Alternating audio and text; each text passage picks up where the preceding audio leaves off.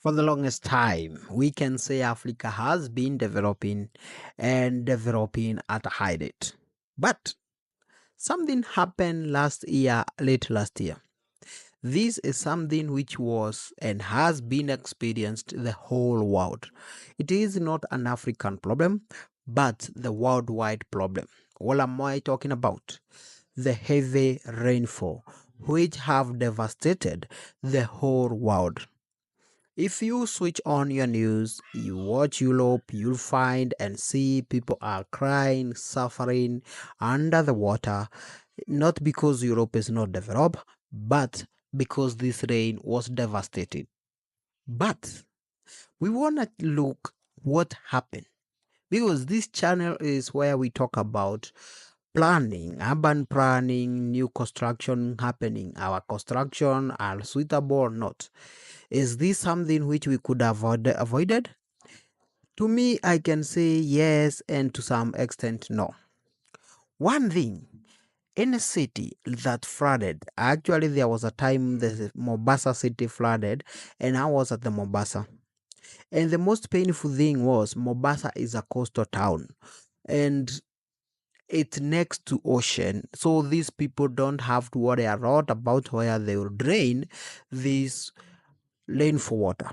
But due to the poor planning, I can tell you this: 99% of people who were living at ground floor or maybe basement or sub basement in Mombasa at that moment, it was allowed May, March, not May, March. They their house was fully flooded. And that one, as much as we are saying the rain is devastating, it's a lot of rain. There is nothing to blame there as a rain. That was a poor planning. Why?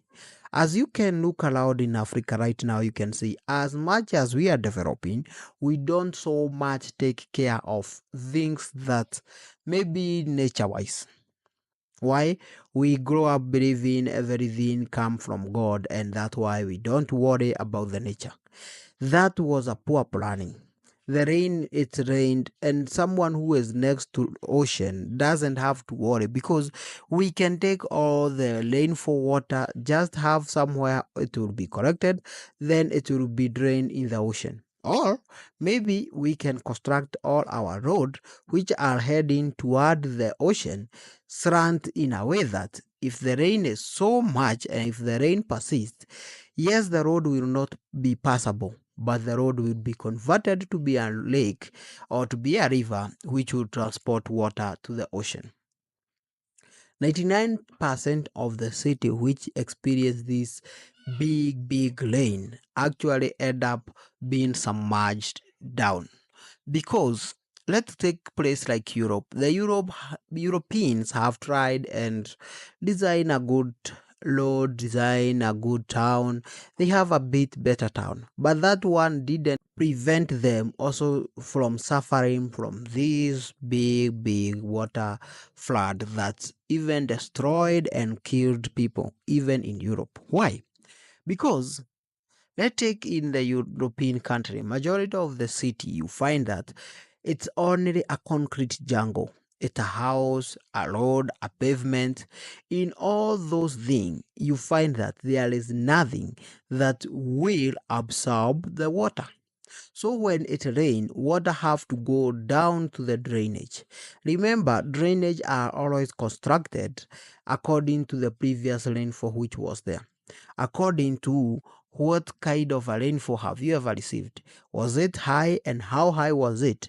If let's say it was maybe 2 meter higher, so what we need to do is to construct a drainage that can be able to hold at least 2.5 or 3 meter high water.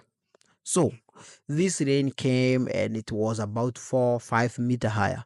What happened? You find that the remaining 2 meter will just flow all out, and it will be flowing on the road into people's home.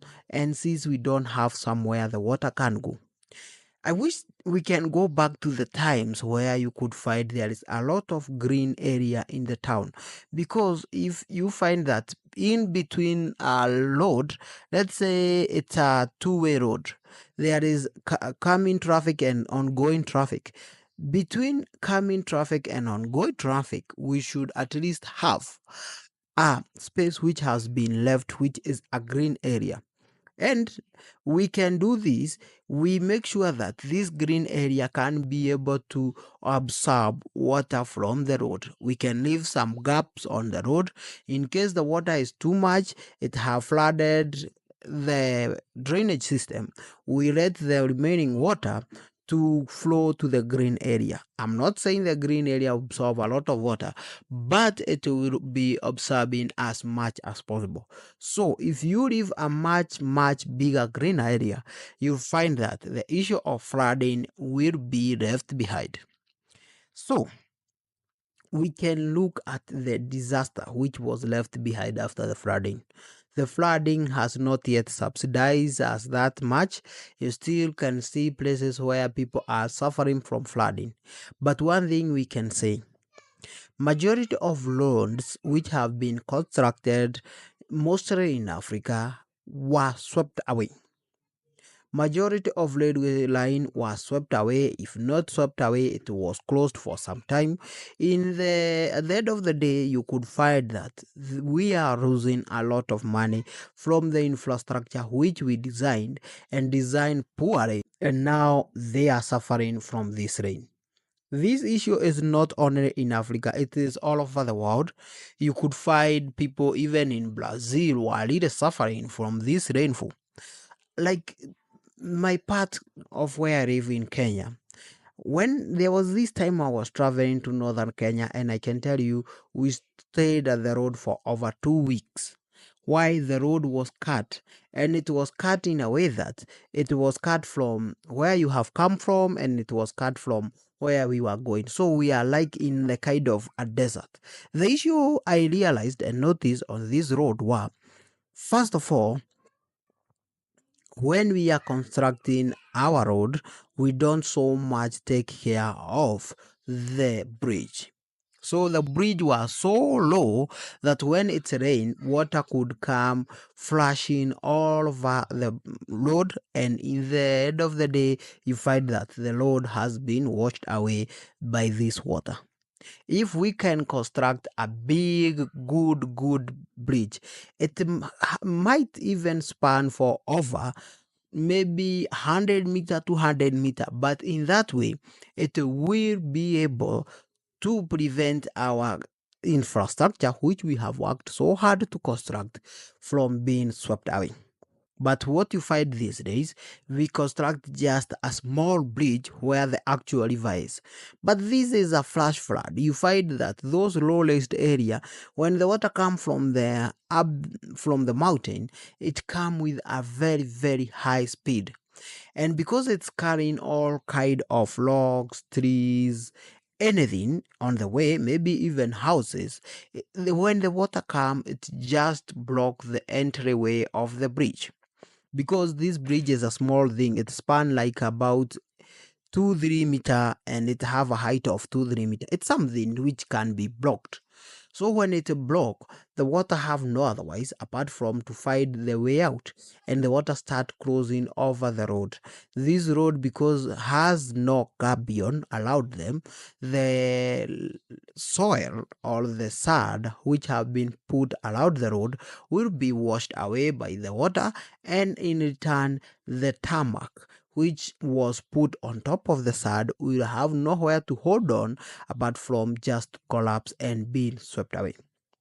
The rain has devastated our economy. The rain have devastated the whole world economy. But I believe this. If we can start constructing and thinking of this global warming and global climate change, we can be able to save ourselves a big time. It's better we construct a road which was supposed to cost around 1 billion to cost maybe 4 or 5 billion, but we are sure of it's something which will withstand any kind of a challenge. It's something that will live forever. Instead of us constructing a lot of roads, which when the rain come will get swept away and we go back to zero, start constructing again. Comment down, tell us where you are and whether you are facing such kind of crisis, whether your city was affected by the flood, and how can your city maybe change things so that in the future you cannot face a same challenge as you are facing now. Like, comment, share, and thank you for joining us. Make sure to subscribe. It's the only thing you can do to help this channel. In this channel we talk about construction and city planning, whether poor or good, we cover both of them.